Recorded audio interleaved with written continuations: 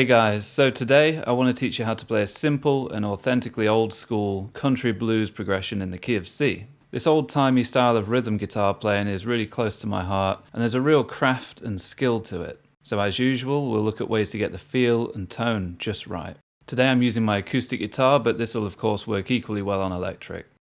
You can get hold of the lesson materials for this at the links in the description. If you become a Patreon member, you'll get access to all of my lesson materials, past, present and future. But if it's just this one that you're interested in, you can grab it at the Gumroad link. Either way, thanks for your support. So, 12-bar blues in the key of C. First thing we need to figure out is what's our 1-4-5. If you don't know how to do that, just simply grab a C major scale and count through the notes. 1 is C, 2, 3, 4, F, 5, G. So those are the three chords we would need to play a bare bones blues in the key of C.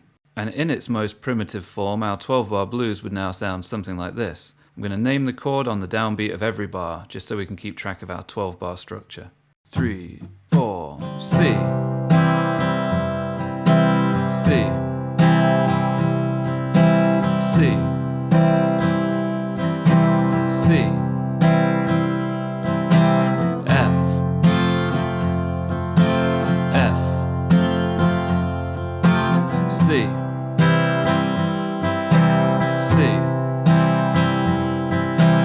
G, G, C, C. Now let's spice things up a little bit by adding a few extras in there. First of all, we're going to chuck the 4 chord into the second bar, that's the F chord. So instead of 4 bars of C to begin with, we now have C, F, C, C. Some people refer to this as the fast 4. And the second thing that we want to do is apply a couple of 7th chords. An easy way to look at this is that we're going to use them whenever we want to go up a 4th to the next chord. So from C to F, we can chuck a C7 in between. C, C7, F. Another way to look at that is that the C7 becomes the 5 of the F chord. So meaning in the key of F, the 5th chord would be C7. That chord builds a little bit of tension that makes it inevitable that we then have to go to the F chord to resolve it. By the same token, we could also do this when we go from G to C. So the G chord later on, that would be the 5th chord in the key of C.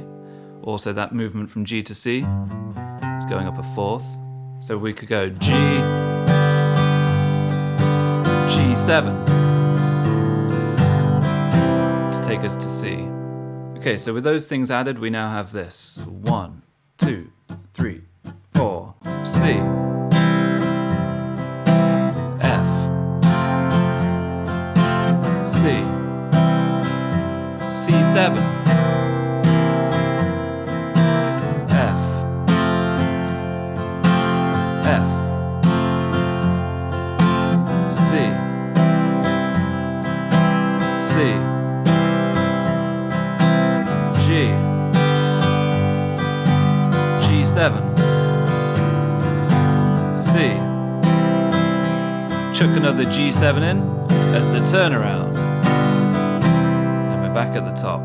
Now think about what we did in the last 4 bars. We did G to G7. The difference between those two chords is taking this G note down to an F. Why don't we go one step further and actually play a full-on F chord in that bar? So now you'd have something like this. G, F, C, G7. Even just with what we've spoken about so far, you have so many ways to navigate the 12-bar blues. So do put the time in and get comfortable with all of these things before moving on to the next step. Okay, now let's talk about how we would make that next step. So we put a bit of thought into how to get from C to F. We said C, C7, F. That would be like a 1, then the 5 of the 4, and then the 4. But what about an equally elegant solution to take us back from the 4 to the 1? Now if you see my plagal cadence video, you'll already know what's coming next. There are 2 equally common movements that take us from the 4 to the 1. The first one is this. F major, that's the 4 chord. We would then go to the 4 minor, F minor. That leads us beautifully down to the 1. Now if we have a little look at what's going on in the middle of these chord shapes, we're going to see exactly why this stuff works so well. If we isolate this note here on the G string, the 2nd fret, that A note, When that goes to the F minor, that moves down a semitone to A flat, and then when it goes to C, we go down a semitone further to the G note, which is the fifth of our C chord. So we have this little chromatic movement, F, F minor, C. Even though it's not happening on the top, I think of that stuff as voice leading, because we're paying some kind of attention to a moving line within the progression.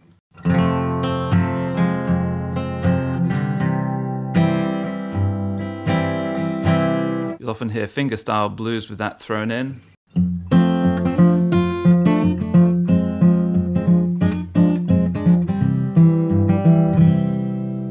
Makes me think of players like Mississippi John Hurt and Reverend Gary Davis. Now the second way of navigating smoothly from 4 back to 1 that you'll hear used in the blues and jazz in equal measure is to go from 4, F major, to sharp 4 diminished, F sharp diminished 7th, and then back to the 1, the C chord.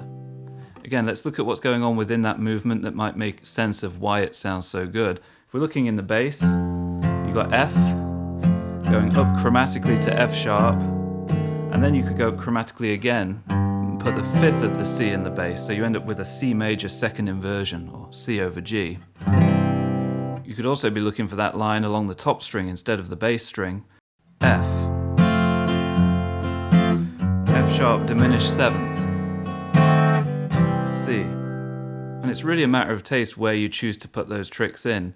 I've used both within the first 12 bars just so we get some mileage out of both options. But you could do them in any order or any quantity that you like. Just remember that your window of opportunity to use it is whenever you're navigating from 4 back to 1. So that could be in bar number 2 if you've chosen to put in the fast 4, or it could be in bars 5 and 6. Now before I do a run through with those things added to the 12 bar, let's talk about tone and feel for a moment. Now, I'm going to focus on a C chord in my left hand here. With the right hand, it's got to have a heavy and loose swing feel to it.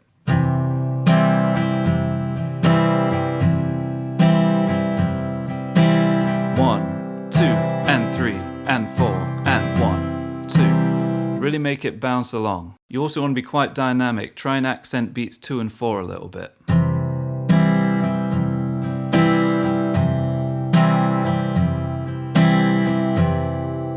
It's also nice to start thinking about adding a little bit of texture in the right hand, and what I mean by that could be just to play a bass note on beats 1 and 3, or at least try and isolate that string in particular. It doesn't have to be too accurate, and then save the strums for your remaining beats. For example,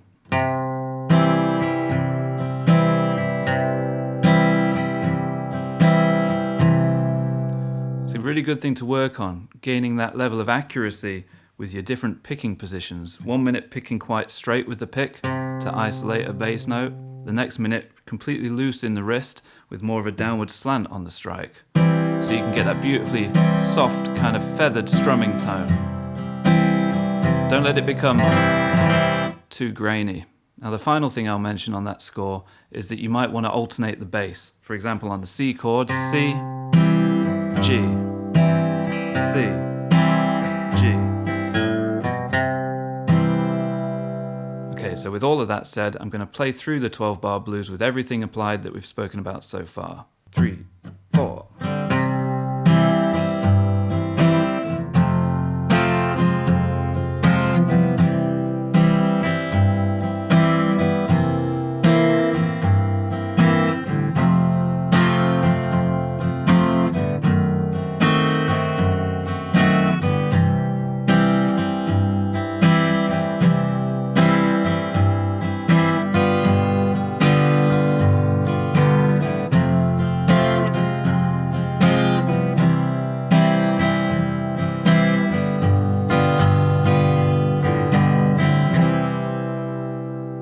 Notice that I also used the F to F minor in bar 10 as a way of navigating back to the C chord.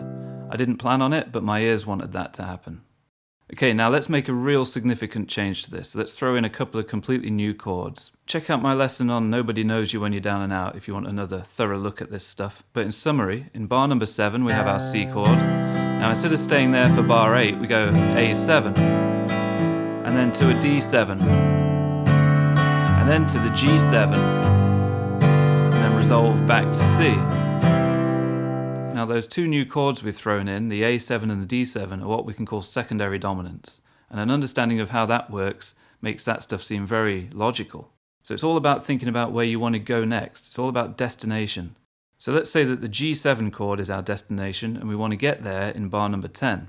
Now let's reverse engineer a neat little way of setting that chord up, similar to what we did with the C to the C7, taking you to the F. That worked so well because the C7 was the 5 of F. So if we want to set this G7 up, we have to figure out what's the 5 of that. Take a G major scale, 1, 2, 3, 4, 5, D. D7. So let's chuck in a D7 before the G7. Now I've gone for this old school blues voicing. You can play this a couple of different ways. You can use your thumb over the bottom of a D7 open chord voicing on the top 4 strings. You can call this D7 over F sharp, the same thing as a first inversion. You could play it without the thumb involved, which can be useful if you want to put in a lot of movement or walking bass to get into it. But you could also play it as a D9 by leaving the top string totally open. I love that sound myself. That's something I picked up from working on a lot of Bob Dylan stuff as a teenager. Don't Think Twice, It's Alright, Girl from the North Country, Mama You've Been on My Mind. A lot of his songs contain that really pretty voicing for a D7 type of chord. Okay, so that explains the D7. That's what we call the 5 of 5, because it's the 5 chord of G7, which is our actual 5 chord in the home key of C. Now you've probably already figured out how we explain the A7. How do we get to D7? We figure out what's the 5 in D. Take a D major scale, 1, 2, 3, 4, 5, takes you to A, so we play A7. Remember, the 5th chord of the key is always dominant. So now A7 is the 5 of D7, which is the 5 of G7. Now if we want to be really pedantic, we can say A7 is the 5 of 5 of 5, D7 is the 5 of 5, and G7 is the 5, and then that resolves inevitably back to the C chord. So to throw that stuff in, we've lost a chord. We've taken the F chord away from bar number 10 and we pushed the G7 later from bar 9 into 10. But it works just as well. Now lastly, we need some kind of turnaround in bars 11 and 12. So let's try this. We'll go 1, 5 of 4, 4, 4 minor again as a way of getting back to the 1. And then G7. Because a turnaround always has to finish on the 5 chord. And then that takes us back to the beginning of the song.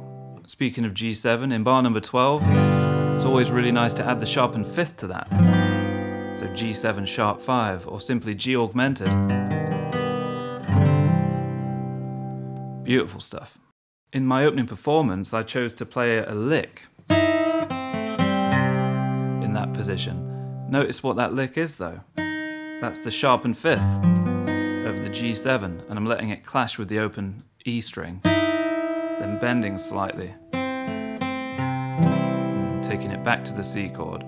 Now the only other thing you'll have heard me throw in were little connecting points. So for example, from C to C7, what about going from this C note down to B flat chromatically, meaning chuck the B in along the way. You always hear that in the blues. It takes you to the F chord really nicely. You could also come up from underneath, similar to what we did on the G7 just now by adding the sharpened 5th. You could do that on your C chord. C, C augmented, taking you to the F chord. Again, it's just all about paying attention to some kind of a movement within the changes. For example, this chromaticism here from the 5th of C to the sharpened 5th of C, connecting beautifully to the major 3rd of F. Or the previous example, the C on top moving down to a B flat, and then moving down again to an A, fully chromatic. That's often the secret behind making your changes really flow. Okay, so to finish off, I'm going to play through everything we've collected so far, and I'll try and commentate as I go. Wish me luck. 1, 2, 3, 4, C, alternating bass, to the 4, 4 minor, back to the 1, chromatically down to C7, back to the 4, now the sharp 4 diminished, back to the 1, to the A7, D7 with a little walk up in the bass, G7, sharpened 5th lick, turnaround,